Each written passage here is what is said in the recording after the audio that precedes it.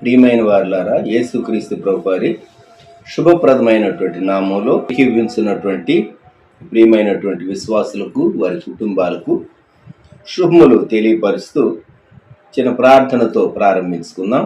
ప్రేమ గల మా తండ్రి, పరిశుద్ధ ప్రభువా, మా కొరకు దీవించుము. వ్యూ చేసే బిడ్డలు, వారి కుటుంబాలను ఆశీర్వదించుము.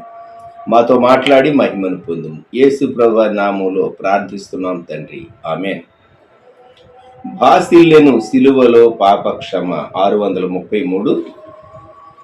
భాసిల్లెను సిలువలో పాపక్షమ, యేసు ప్రభుని దివ్యక్షమ. భాసిల్లెను సిలువలో పాపక్షమ, కలువరిలో నా పాపము పొంచి సిలువకు నిన్ను ఆహుతి చేసే. కలువరిలో నా పాపము పొంచి సిలువకు నిన్ను ఆహుతి చేసే. కలుషహరా కరుణించితివి, కలుషహరా కరుణించితివి. భాసిల్లెను సిలువలో పాపక్షమ, యేసు ప్రభుని దివ్యక్షమ. భాసిల్లెను సిలువలో పాపక్షమ. ఎందులకో నాపై ప్రేమ, అందదయ స్వామి నామదికి. ఎందులకో నాపై ప్రేమ, అందదయ స్వామి నామదికి. అందులకే భయముందితిని, అందులకే భయముందితిని. భాసిల్లెను సిలువలో పాపక్షమ, యేసు ప్రభుని దివ్యక్షమ. భాసిల్లెను సిలువలో పాపక్షమ. నమ్మిన వారిని కాదనవనియు నెమ్మది నొసగిడి నా ప్రభుడవని. నమ్మిన వారిని కాదనవనియు నెమ్మది నొసగిడి నా ప్రభుడవని. నమ్మితిని పాదంబులను, నమ్మితిని పాదంబులను. భాసిల్లెను సిలువలో పాపక్షమ, యేసు ప్రభుని దివ్యక్షమ. భాసిల్లెను సిలువలో పాపక్షమ. యథాప్రకారము 91వ కీర్తన చదువుకుందాం. మహోన్నతుని చాటున నివసించువాడే సర్వశక్తుని నీడను విశ్రమించువాడు. మహోన్నతుని చాటున నివసించువాడే సర్వశక్తి నీడను విశ్రమించువాడు. ఆయనే నాకు ఆశ్రయము, నా కోట, నేను నమ్ముకున్న నా దేవుడని నేను యెహోవాను గూర్చి చెప్పుచున్నాను. ఆయనే నాకు ఆశ్రయము, నా కోట, నేను నమ్ముకున్న నా దేవుడని నేను యెహోవాను గూర్చి చెప్పుచున్నాను. వేటకారి ఉరిలో నుండి ఆయన నిన్ను విడిపించును, నాశనకరమైన తెగులు రాకుండా నిన్ను రక్షించును. వేటకాని ఊరిలో నుండి ఆయన నిన్ను విడిపించును, నాశనకరమైన తెగులు రాకుండా నిన్ను రక్షించును. ఆయన తన రెక్కలతో నిన్ను కప్పును, ఆయన రెక్కల క్రింద నీకు ఆశ్రయము కలుగును. ఆయన సత్యము కేడెమును డాలునై ఉన్నది. ఆయన తన రెక్కలతో నిన్ను కప్పును, ఆయన రెక్కల కింద నీకు ఆశ్రయం కలుగును. ఆయన సత్యము కేడమును డాలునై ఉన్నది. రాత్రి వేళ కలుగు భయమునకైను పగటి వేళ ఎగురు బాణమునకైను రాత్రి వేళ కలుగు భయమునకైనను పగటి వేళ ఎగురు బాణమునకైనను చీకట్లో సంచరించు తెగులకైను మధ్యాహ్నమందు పాడు చేయి రోగమునకైను నీవు భయపడకుందు. చీకటిలో సంచరించు తెగులకైనను మధ్యాహ్నమందు పాడు చేయి రోగమునకైనను నీవు భయపడకుందు. నీ ప్రక్కను 1000 మంది పడినను నీ కుడి ప్రక్కను 10,000 మంది కూలినను అపాయము నీ యొద్దకు రాదు. నీ ప్రక్కన 1000 మంది పడినను నీ కుడి ప్రక్కన 10,000 మంది కూలినను అపాయము నీ ఎదుకు రాదు. నీవు కనులారా చూచుచుండగా భక్తిహీనులకు ప్రతిఫలం కలుగును. నీవు కనులారా చూచుండగా భక్తిహీనులకు ప్రతిఫలం కలుగును. యెహోవా నీవే నా ఆశ్రయము అని నీవు మహోన్నతుడైన దేవుని నీకు నివాస స్థలముగా చేసుకుని ఉన్నావు. యెహోవా నీవే నా ఆశ్రయము అని నీవు మహోన్నతుడైన దేవుని నీకు నివాసస్థలముగా చేసుకుని ఉన్నావు. నీకు అపాయమేమీ రాదు, ఏ తెగులును నీ గుడారమును సమీపించదు. నీకు అపాయమేమీ రాదు, ఏ తెగులును నీ గుడారమును సమీపించదు. నీ మార్గములన్నిట్లో నిన్ను కాపాడుటకు ఆయన నిన్ను గూర్చి తన దూతలకు ఆజ్ఞాపించను. నీ మార్గములన్నిట్లో నిన్ను కాపాడుటకు ఆయన నిన్ను గూర్చి తన దూతలకు ఆజ్ఞాపించు. నీ పాదములకు రాయి తగులకుండా వారు నిన్ను తమ చేతుల మీద ఎత్తి పట్టుకుందరు. నీ పాదములకు రాయి తగులకుండా వారిని తమ చేతుల మీద ఎత్తి పట్టుకుందరు. నీవు సింహములను నాగుపాములను త్రొక్కెదవు, కొదమ సింహములను భుజంగములను అణగద్రొక్కెదవు. నీవు సింహములను నాగుపాములను త్రొక్కెదవు, కొదమ సింహములను భుజంగములను అణగద్రొక్కెదవు. అతడు నన్ను ప్రేమించుచున్నాడు గనుక నేను అతని తప్పించేదను, అతడు నా నామము ఎరిగినవాడు గనుక నేను అతని గణపరచెదను. అతడు నన్ను ప్రేమించుచున్నాడు గనుక నేను అతని తప్పించెదను, అతడు నా నామము ఎరిగినవాడు గనుక నేను అతని గణపరచెదను. అతడు నాకు మొర్రపెట్టగా నేను అతనికి ఉత్తరం ఇచ్చేదను, శ్రమలో నేను అతనికి తోడై ఉండేదను, అతని విడిపించి అతని గొప్ప చేసేదను. అతడు నాకు మొర్ర పెట్టగా నేను అతనికి ఉత్తరం ఇచ్చేదను, శ్రమలో నేను అతనికి తోడై ఉండేదను, అతని విడిపించి అతని గొప్ప చేసేదను. దీర్ఘాయువు చేత అతనిని తృప్తిపరిచేదను, నా రక్షణ అతనికి చూపించేదను. ఆమేన్. ప్రభు తన వాక్యం యొక్క దీవెన వాగ్దానములను మన పక్షంగా నెరవేర్చును గాక. మనం పరిశీలన చేద్దాం. అపోస్తలుడైనటువంటి పౌలు కొరింథీయులకు రాసినటువంటి 2వ పత్రిక మనము జ్ఞాపకం చేసుకుందాం. 2వ కొరింథీ 12వ అధ్యాయంలోనికి రండి దయచేసి. 2వ కొరింథీ 12వ అధ్యాయము 7వ వచనం. నాకు కలిగిన ప్రత్యక్షతలు బహు విశేషముగా ఉన్నందున నేను అత్యధికముగా హెచ్చిపోకుండా నిమిత్తము నాకు శరీరములో ఒక ముళ్ళు, నేను అత్యధికముగా హెచ్చిపోకుండా నిమిత్తము నన్ను నలగగొట్టుటకు సాతాను యొక్క దూతగా ఉంచబడెను. ఇక్కడ రెండు అంశాలు ఉన్నాయి. ప్రత్యక్షతలను గూర్చి, ముళ్ళును గూర్చి. మనం ముళ్ళును గూర్చి చూడబోవటం లేదు, కానీ ప్రత్యక్షతలు బహు విశేషమైన ప్రత్యక్షతలు అని పౌలు గారు ఇక్కడ మెన్షన్ చేశాడు. వాటిని గూర్చి ఈ ఉదయకాలం మనం క్లుప్తంగా జ్ఞాపకం చేసుకోబోతూ ఉన్నాం. ఎవరికి దేవుడు ప్రత్యక్షత అనుగ్రహిస్తాడు, ఎందుకు దేవుడు ప్రత్యక్షత అనుగ్రహిస్తాడు? ఒకసారి మనము గలతీయులకు వ్రాయబడినటువంటి పత్రిక మొట్టమొదటి అధ్యాయం 15వ వచనం. తల్లి గర్భము నందు పడినది మొదలుకొని నన్ను ప్రత్యేకపరిచి తన కృపచేత నన్ను పిలిచిన దేవుడు, నేను అన్యజనుల్లో తన కుమారుని ప్రకటింపవలెనని ఆయనను నాయందు బయలుపరప అనుగ్రహించినప్పుడు అని వ్రాశాడు. దేవుడు ప్రత్యక్షతను ఎవరికి ఇస్తాడు, ఎందుకు ఇస్తాడు? ఓ గొప్ప ఉద్దేశాన్ని దేవుడు నెరవేర్చే నిమిత్తం, మన జీవితాల ద్వారా దేవుడు నెరవేర్చే నిమిత్తం దేవుడు కొన్ని మార్లు ప్రత్యక్షతలు ఇస్తాడు. జ్ఞాపకం పెట్టుకోండి. ప్రతిదినం మనం మామూలుగా అలవాటుగా భోజనం చేసినట్లు ప్రతిరోజు ప్రత్యక్షతలు రావండి. కానీ ఖచ్చితంగా దేవుని బిడ్డల జీవితాల్లో కొన్ని మార్లు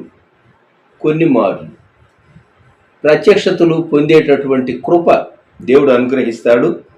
అది చాలా గొప్ప ఉద్దేశంతో దేవుడు అనుగ్రహిస్తాడు. ఆ ప్రత్యక్షతలు ఏం చేస్తాయంటే మనిషిని నిలువబెడతాయి. ఎప్పటికీ ఆ ప్రత్యక్షత జ్ఞాపకం చేసుకుంటే చాలా సంతోషం కలుగుతుంది, మనసుకు చాలా ధైర్యం కలుగుతుంది.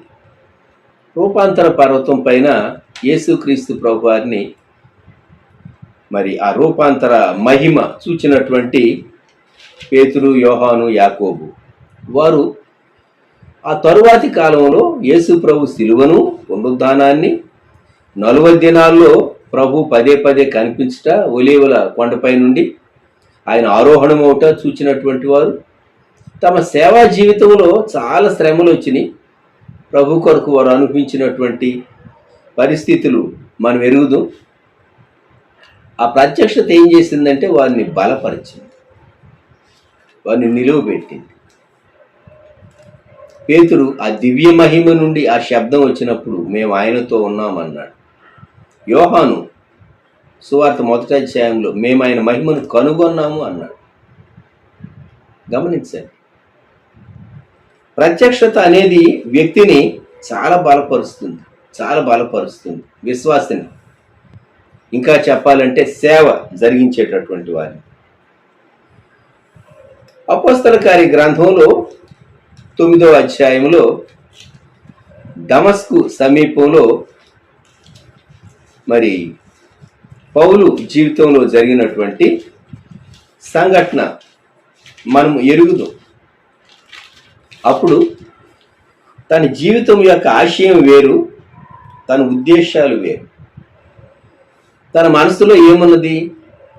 నా యోధా మతాన్ని నేను కాపాడాలి, నా మతము గొప్ప మతము, యేసుక్రీస్తు ప్రభువును నమ్మినటువంటి వీరు యేసే మెస్సియ అని చెప్పి యూదులను తప్పుదారి పట్టిస్తూ ఉన్నారు, కనుక వీరిని హింసించాలి అనేటటువంటి ఒక స్వంత తీర్మానంతో తాను క్రైస్తవులను హింసించడం ప్రారంభించాడు, బెదిరించడం ప్రారంభించాడు. హత్య చేయటానికి కూడా వెనుకాడలేదు. అపోస్తల కార్యము 9:1 సౌలు ఇంకను ప్రభు యొక్క శిష్యులను బెదిరించుటయును, హత్య చేయుటయును తనకు ప్రాణాధారమైనట్టు. సో ప్రధాన యాజకుల దగ్గరికి వెళ్ళాడు, లెటర్స్ తీసుకున్నాడు. వారిని బంధించి యెరూషలేముకు తీసుకుని రావటానికి తాను యూదులు సునగోగుల్లో వారు ఆరాధనకు చేరతారు. విశ్రాంతి దినం, శాబత్ డే, శనివారం. పత్రికలు తీసుకుని వెళుతూ ఉండగా దమస్కు మార్గంలో తనకు ప్రత్యక్షత కలిగింది. 3వ వచనం, అతడు ప్రయాణము చేయించు దమస్కు దగ్గరకు వచ్చినప్పుడు అకస్మాత్తుగా ఆకాశము నుండి ఒక వెలుగు అతని చుట్టూ ప్రకాశించారు. దేవుని చిత్తానికి వ్యతిరేకంగా వెళ్ళేటటువంటి ఈ వ్యక్తి పట్ల సహా దేవుడు కనుగొచ్చినటువంటి గొప్ప కృప ఎంతో ఎంతో. అప్పుడు అతడు నేల మీద పడి, సౌలా సౌలా నీవేళ నన్ను హింసించుతున్నావని తనతో ఒక స్వరము పలుకుట వినే. దేవుడు స్వర ప్రత్యక్షత తనకు అనుగ్రహించాడు. దేవుడు స్వర ప్రత్యక్షత ఇచ్చాడు. ఎంత గొప్ప భాగ్యం! అది కూడాను పౌలు చేసేటటువంటి తప్పు తాను గ్రహించే నిమిత్తం దేవుడు చాలా గట్టిగా మాట్లాడవలసి వచ్చింది. ఇంకా చెప్పాలంటే అతడు స్వారీ చేస్తున్నటువంటి గుర్రం మీద నుండి క్రిందకు పడ్డాడు అని చెప్పవచ్చు. తనతో ఇంకా కొందరు ఉన్నారు, వారు పూర్తిగా దాన్ని విన్నారు. కానీ 7వ వచనం, అతనితో ప్రయాణం చేసిన మనుషులు ఆ స్వరము వినిరి గాని ఎవరిని చూడక మౌనులై నిలువబడి. మిగిలిన వారికి అర్థం కావట్లేదు, ఏదో జరుగుతూ ఉన్నది. పౌలుకు మాత్రమే తెలుసు. దేవుడు తనతో మాట్లాడుతూ ఉన్నాడు. నువ్వేం చేస్తూ ఉన్నావు సౌలా? అపోస్తల కార్య గ్రంథం 26వ అధ్యాయం 14వ వచనంలో అగ్రిప్ప ఎదుట తన సాక్ష్యం చెప్తూ తాను అన్నాడు, మేమందరమును నేలపడినప్పుడు సౌలా సౌలా నన్నెందుకు హింసించుచున్నావు, మునికోలలకు ఎదురుతనుట నీకు కష్టమని హెబ్రీ భాషలో ఒక స్వరము నాతో పలుకుట వింటిని. అరామీ భాషలో కాదు, తన మదర్ టంగ్ హెబ్రీ భాషలోనే ఈ స్వరము తనకు వినబడింది. అప్పుడు నేను, ప్రభువా నీవు ఎవడవని అడుగ్గా, ప్రభు నేను నీవు హింసించుతున్న యేసును అన్నాడు. ఎంత గొప్ప ప్రత్యక్షత! నేను ఆ మతాన్ని కాపాడుకుంటూ ఉన్నా, నా కల్చర్ను నేను కాపాడుకుంటూ ఉన్నా, నా పూర్వీకులు నాకు ఇచ్చినటువంటి వారసత్వాన్ని నేను కాపాడుకున్నా అని అనుకుంటూ ఉంటారు. మన కల్చర్లో మనం కొనసాగించదగింది ఏది, విడిచిపెట్టదగింది ఏది అనేది ఎవరికి వారు ఆలోచించుకోవాల్సింది. మన పూర్వీకుల యొక్క సంప్రదాయాల్లో మనం పాటించవలసినవి, కొనసాగించవలసినవి ఏవి, విడిచిపెట్టవలసినవి ఏవి మనము ఆలోచించుకోవాలి. కొన్నిసార్లు నా పూర్వీకులు చేసేది కనుక నేను చేస్తాను అంటే మనం ఇప్పుడు చేసేటటువంటి కొన్ని పనులు మనం చేయకూడదు. నా పూర్వీకులు చదువుకోలేదు కాబట్టి నేను చదవనని ఏ వ్యక్తి అయినా అంటాడా? నా పూర్వీకులు అధునాతనమైనటువంటి ప్రయాణ సాధనాలు వాడలేదు కనుక నేను వాడను అని అంటాడా? నా పూర్వీకులు భోజనం చేసినటువంటి కాలంలో ఈ పదార్థాలు మాత్రమే ఉన్నాయి, ఇప్పుడున్నటువంటి రకరకాల రుచికరమైనటువంటి భిన్నమైనటువంటి ఎన్నో వంటకాలు, వాటితో నాకేం సంబంధం అని అనగలమా? నా పూర్వీకులు నివసించినటువంటి ఇళ్ళు, అవి పెంకుటిళ్ళు అనుకుందాం కొంచెం సేపు, అటువంటి వాటిలోనే నేను ఉంటాను. కానీ ఆ మల్టీ స్టోరీడ్ బిల్డింగ్స్లో, అపార్ట్మెంట్స్లో, చాలా అధునాతనమైనటువంటి వాటిలో నేను ఎందుకు ఉండాలి అని అంటామా? నా పూర్వీకులు ఏసీ లేకుండా జీవించారు, ఇప్పుడు నేను ఏసీలో ఎందుకు ఉండాలి అంటామమ్మను అను. ఏది మంచిదో మన జీవితానికి, ఏది సౌఖ్యవంతమైందో దాన్ని మనం ఖచ్చితంగా పాటిస్తూ ఉంటాం. కానీ కొన్ని విషయాలు వచ్చేసరికి నా పూర్వీకులు దీనిని చేశారు గనుక అనేటటువంటి ఒక వైఖరి వ్యక్తిలో ఉంటుంది. నా మతము, నా పూర్వీకుల మతము, నా పితరుల యొక్క మతము యూదా మతం, యూదా మతానికి థ్రెట్ వచ్చింది అనే ఉద్దేశంతో తాను సౌలు చాలా భయంకరమైన రీతిగా ప్రవర్తిస్తూ ఉన్నాడు. ఆ దమస్కు ప్రాంతాల్లో సౌలు పేరు చెప్తే పిల్లలు, పసిపిల్లలు భయపడేవారు, నిద్రపోయేవారు కాదు. అటువంటి భయంకరమైనటువంటి దినాల్లో దేవుడు తనకు ఒక దర్శనమిచ్చి తన జీవితం యొక్క గమ్యాన్ని మార్చివేశాడు. నీవు ఒక ప్రశ్న వేసుకో, నా జీవితం యొక్క ధ్యేయం నేను ఎన్నుకున్నానా? ఇప్పుడు నేను వెళ్ళేటటువంటి ఈ మార్గం ఇది సరైనటువంటి మార్గమేనా అని మనం ఒకసారి ఆలోచించుకోవాలి. ఒకరితో నేను మాట్లాడుతూ ఉంటే ఆ అక్క చెప్తూ ఉన్నారు, తాను ఒక ట్రావెల్ చేయబోతూ 700 కిలోమీటర్లు ప్రయాణించాలి. ఏసీలోనే అనుకోండి, మంచి బెర్త్ రిజర్వేషను, కానీ సింగిల్గా ట్రావెల్ చేస్తారు. వయసు ఎంత అని అడగండి, 75 సంవత్సరాలు. పాలు పొందవలసినటువంటి ఒక మంచి ఈవెంట్ నాకు అనిపించింది. మరి మిగిలినటువంటి కుటుంబీకులు, ఒక కుమారుడు దూరంగా మంచి స్థితిలోనే ఉన్నాడు, దగ్గరలో ఉన్నటువంటి కుమారుడు అంత శ్రద్ధ తీసుకోడు. కుమార్తె తన ఉద్యోగ బాధ్యతలు, కుమార్తె కూడా తాను కొన్ని చేయలేదు. నాకు అనిపించింది, ఇంత విస్తారంగా ఆ బిడ్డల కొరకు ప్రయాసపడ్డారు తల్లి,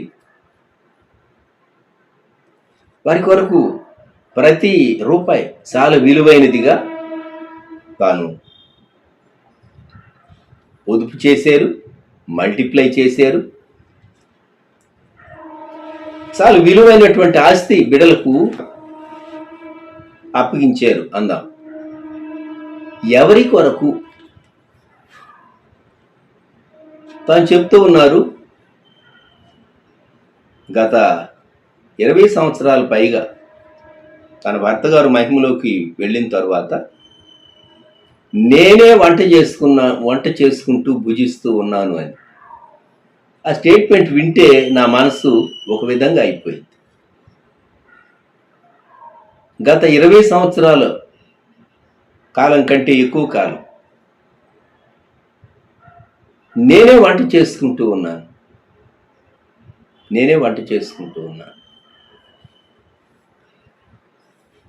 బాధకరం కాదా? నేను ఒక ప్రశ్న వేశాను. మీరు బహుగా ప్రయాసపడ్డారు, సంపాదించారు, ఆస్తిని కూడబెట్టారు. మీలాగా బిడ్డల కొరకు ఆస్తిని కూడబెట్టేటటువంటి వారు బహు అరుదుగా ఉంటారు. కానీ ఇప్పటికి కూడా మీరు శ్రమ పడాలా?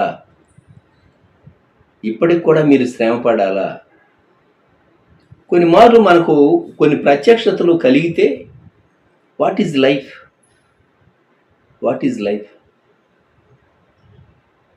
జీవితం అంటే ఏంటి? చాలామంది బిడ్డలను కని ఒంటరిగా ఉండేటటువంటి తల్లులను, విధవరాండ్రుగా ఉండి ఒంటరిగా ఉండేటటువంటి తల్లులను వారిని చూస్తే ఈ పిల్లలందరూ ఏమయ్యారు? వాళ్ళతో కలిసి ఉండలేకపోవటం ఈమె యొక్క బలహీనత అందామా? లేకుంటే ఏమి మమ్మల్నే కన్నదా, అందరినీ కన్నది కదా, వాళ్ళు చూడాలి, వీళ్ళు చూడాలి అని చెప్పేసేసి ఎవరికి వారు రెస్పాన్సిబిలిటీ త్రోసేసుకుంటారు. అటువంటి వాళ్ళు కోకోలలుగా ఉన్నారు ఈ రోజులు. ఓల్డేజ్ హోమ్స్లో ఉన్నటువంటి వారిని చూస్తే సింగిల్ పర్సన్స్ను లేకుంటే కపుల్స్ను చూసినా మనకేమనిపిస్తుంది? మా పిల్లలు ఉన్నారండి. ఎక్కడున్నారు? విదేశాల్లో ఉన్నారు. వాళ్ళ కొరకు ఎంత ఆస్తి సమకూర్చారు? కోట్లలో సమకూర్చారు ఆస్తి. ఇప్పుడు ఎక్కడున్నారు? తమకు తాము సహాయం చేసుకోలేని స్థితిలో ఉన్నారు. విచారకరం కదా? జీవితాన్ని గురించినటువంటి దర్శనం, సరైనటువంటి దర్శనం కలిగిందా? వారి విజన్ సరైందేనా? ఇప్పుడు కూర్చుని ఇంకో కోణంలో నుండి ఆలోచించుకోవాలి వారు. అది విచారకరమైనటువంటి పరిస్థితి. నీ జీవితాన్ని గురించినటువంటి దర్శనం నీవు కలిగి ఉన్నావా? పౌలు భక్తుని రెండవ ప్రత్యక్షత గలతీయులకు వ్రాయబడినటువంటి పత్రికలోనే మొట్టమొదటి అధ్యాయంలో 17వ వచనం, తాము దమస్కు దగ్గర అనుభవం తరువాత అననీయ తన కొరకు ప్రార్థించి చూపు పొందిన తరువాత యెరూషలేములోనికి వచ్చి తాను సాక్ష్యం ఇచ్చిన తరువాత మిగిలిన శిష్యులు తనను చూచి భయపడిన తరువాత తాను అరేబియాకు వెళ్ళాడు.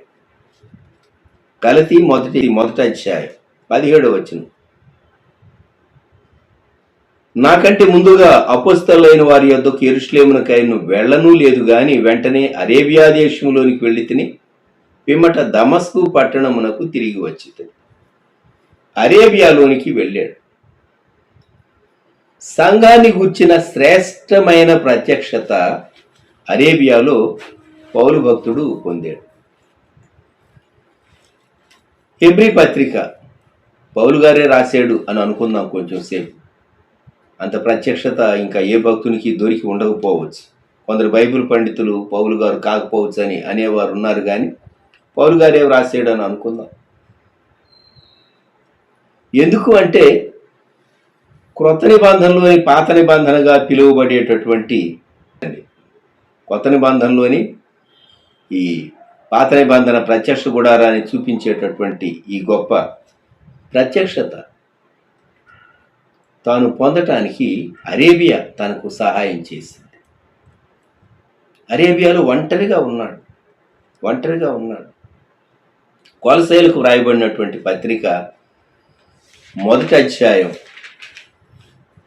తాను 14వ వచనం నుండి జ్ఞాపకం చేసుకుంటే, ఆ కుమారుని యందు మనకు విమోచనం అనగా పాప క్షమాపణ కలుగుతున్నది. ఆయన అదృశ్య దేవుని స్వరూపియే సర్వ సృష్టికి ఆది సంభూతుడై ఉన్నాడు. ఏలయనగా ఆకాశమందున్నవి, భూమి అందున్నవి, దృశ్యమైనవి గాని అదృశ్యమైనవి గాని అవి సింహాసనములైను, ప్రభుత్వములైను, ప్రధానులైను, అధికారులైను, సర్వమును ఆయన యందు సృజింపబడెను. సర్వమును ఆయన ద్వారాను ఆయనను బట్టి సృజింపబడెను. ఆయన అన్నిటికంటే ముందుగా ఉన్నవాడు. ఆయనే సమస్తమునకు ఆధారభూతుడు. సంఘము అను శరీరమునకు ఆయనే శిరస్సు. ఆయనకు అన్నిటిలో ప్రాముఖ్యము కలుగు నిమిత్తము ఆయన ఆది అయ్యుండి మృతుల్లో నుండి లేచుట్లో ఆది సంభూతుడాయను. ఆయన యందు సర్వ సంపూర్ణత నివసింపవలననియు ఆయన శిలువ రక్తము చేత సంధి చేసి, మనము ప్రభు యొక్క శిలువను గురించి పదే పదే పదే జ్ఞాపకం చేసుకుంటూ ఉన్నాం. ఎంత శ్రేష్టమైన ప్రత్యక్షత ప్రభువును గూర్చి, శిలువను గూర్చి, సంఘాన్ని గూర్చి తాను పొందాడు. మనం వేసుకోదగినటువంటి ప్రశ్న ఏమిటి అంటే, నిన్ను గూర్చి, నీ ఇంటి వారిని గూర్చి ప్రభు నీకు ప్రత్యక్షత ఇవ్వగలడు. ఎప్పుడైనా ఆలోచించావా? ఆదికాండ గ్రంథంలో దేవుడు అబ్రహామును గూర్చి మాట్లాడుతూ, ఆదికాండ గ్రంథం 15వ అధ్యాయం 12వ వచనం నుండి, రొద్దు గురుంకపోయినప్పుడు అబ్రామునకు గాఢ నిద్ర పట్టెను. భయంకరమైన కటిక చీకటి అతనికి అమ్మగా ఆయన, నీ సంతతి వారు తమది కాని పరదేశమందు నివసించి ఆ దేశపు వారికి దాసులుగా ఉందురు. వారు 400 ఏండ్లు వీరిని శ్రమ పెట్టుదురు. వీరు ఎవరికి దాసులవుదురో ఆ జనమునకు నేనే తీర్పు తీర్చుదును. తర్వాత వారు మిక్కిలి ఆస్తితో బయలుదేరి వచ్చేదరు. నీవు క్షేమముగా నీ పితరుల యొద్దకు పోయేదవు. మంచి వృద్ధాప్యమందు పాతి పెట్టబడుదువు. దేవుడు చాలా ముందుగా చెప్పాడు అబ్రహాము తన జీవితాన్ని గూర్చి, తన జనాంగాన్ని గూర్చి. నీ సంతతి వారు దేవుడు ప్రత్యక్షత ఇస్తాడు. ఎప్పుడైనా ఆలోచించావా? దేవుడు ప్రత్యక్షత అనుగ్రహిస్తాడు. ఈ ఉదయకాలం ఒకసారి ప్రభు వైపు చూద్దాం. దేవా, నీవు నన్ను గూర్చి, నా కుటుంబాన్ని గూర్చి, సంఘాన్ని గూర్చి నీవు గొప్ప ప్రత్యక్షత అనుగ్రహించగలిగినటువంటి వాడు కనుక ఈ ఉదయకాలం నేను ఇటువంటి ప్రత్యక్షత కొరకు నేను కనిపెడుతూ ఉన్నాను. 91వ కీర్తన మనం క్లెయిమ్ చేసేది అందుకే. దేవుడు తన శ్రేష్టమైనటువంటి ప్రత్యక్షతను మనకు ఇవ్వాలి అని. పౌలు గారి జీవితంలో ఇంకా ప్రత్యక్షతలు ఉన్నాయి. సేవా దర్శనాన్ని గూర్చి, ప్రయాణాల్లో దర్శనాన్ని గూర్చి, ప్రభు బలను గూర్చినటువంటి ప్రత్యక్షత పౌలు గారు పొందాడు. విశేషమైనటువంటి ప్రత్యక్షతలు, ప్రత్యేకంగా సేవలో తాను పొందినటువంటి ప్రత్యక్షతలు ఎన్నో ఉన్నాయి. వాటిని గూర్చి ఇంకొక పర్యాయం మనం మాట్లాడుకుందాం. ఈ ఉదయకాలం మనము ఒక ప్రశ్న వేసుకుందాం. జీవితాన్ని గూర్చి నాకు కలిగినటువంటి ప్రత్యక్షత, నాకు కలిగినటువంటి వెలిగింపు ఏమై ఉన్నది? దయచేసి ఆలోచించండి. జీవితాన్ని గూర్చినటువంటి ప్రత్యక్షత మీరు అడగండి. ఈ దినాల్లో శ్రేష్టమైన శిలువ ప్రత్యక్షత మనకు మొదట దొరికినప్పుడు మనము సరైన రీతిగా చూడగలం. శిలువ ప్రత్యక్షత ఏం చేస్తుందంటే, అంతకు మునుపు మనము చూడలేనిది ఇప్పుడు సరైన రీతిగా చూచేటట్లు మన విజన్ క్లియర్ చేస్తుంది. స్వరం వినటువంటి మరి సౌలు 3 దినాలు అన్నపానములు లేక చూపు లేకుండా ఉన్నాడని అననీయ ప్రార్థించినప్పుడు తన కన్నుల నుండి పొరల వంటివి రాలినవని మనం చదువుతాం. సో తను ఒక నూతనమైన కోణంలో చూడగలిగాడు. పాత దృష్టికోణం కాదు, పాత జీవిత ఆశయాలు కాదు. నీవు ఒక తీర్మానం చేసుకో, ప్రభువా, ఇంతకు మునుపు నేను జీవితాన్ని చూచిన కోణం వేరు, ఇక నూతనమైన కోణంలో చూస్తాను. అంత మటుకెందుకు కరోనా వచ్చింది. 3 సంవత్సరాలు ప్రపంచం అంతటినీ షేక్ చేసింది కరోనా. ప్రపంచాన్ని షేక్ చేసినటువంటి కరోనా జీవితము ఎంత విలువైనది, ప్రాణము ఎంత విలువైనది, ఆయుష్కాలం ఎంత విలువైనది, ఆరోగ్యం ఎంత విలువైనది ప్రతి వారికి అర్థమయ్యేటట్లు మరి కరోనా చేసిందని మనం ఒప్పుకోక తప్పదు కదా. గమనించండి. చాలాసార్లు మనం అనుకుంటాం భవిష్యత్తు ఇలా ఇలా ఇలా ఉంటుందని. భవిష్యత్తును నిర్దేశించేవారు, శాసించేవారు మనం కాదు. మనం సృష్టించబడినటువంటి మనుషులు పరిమితమైన తలాంతులు, పరిమితమైన ఆయుష్కాలం కలిగినటువంటి వారు ప్రతి వ్యక్తి ఒప్పుకోవాలి. సృష్టికర్త దేవాదేవుడు ఉన్నాడు. ప్రపంచంలో సంభవించవలసినవి అనేకం ఉన్నాయి, రాకడకు ముందు సంభవించవలసినవి అనేకం ఉన్నాయి. అందుకే దేవుడు అనేకం ఎలవ్ చేస్తూ ఉన్నాడు. అది మనం మర్చిపోకూడదు. ఈ ప్రపంచం వృద్ధి చెందుతూనే ఇంకా చక్కగా విలసిల్లుతూనే ఉంటుంది అని అనుకోవటానికి లేదు. ఎన్నో విధాలైనటువంటి ప్రకృతిలో మార్పులు, కరువులు, తెగుళ్ళు, యుద్ధాలు, భూకంపాలు, ఇవన్నీ మంచి దినాలకు ముందు సూచనలు, రాకడకు యుగ సమాప్తికి సూచనలు ఘోషిస్తూ ఉన్న దేవుని వాక్యం. జీవితాన్ని గూర్చినటువంటి నీ వ్యూ ఏమై ఉన్నదో ఒకసారి ఆలోచన చేసి తలలు వంచుదాం, ప్రార్థన చేసుకుందాం. ప్రేమగల మా తండ్రి, పరిశుద్ధ ప్రభువా, గొప్ప రక్షక, మా దేవ, మహోన్నతుడా, గనుడా, సజీవుడా, మీకు వందనములు, స్తుతులు, స్తోత్రములు.